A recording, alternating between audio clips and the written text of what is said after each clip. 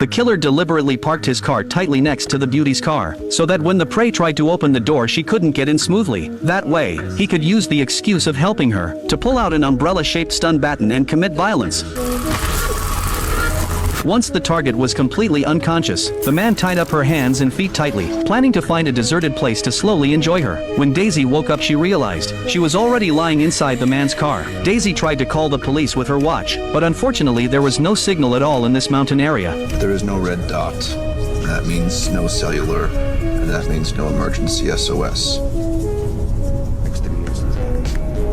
Daisy did not know why the man kidnapped her. At this moment she had only one thought, and that was to quickly think of a way to escape. Luckily she had slipped a knife into her pocket before leaving home. She carefully pulled out the knife, then seized the right moment, and forcefully cut open the zip ties. Then she suddenly stood up and lunged forward.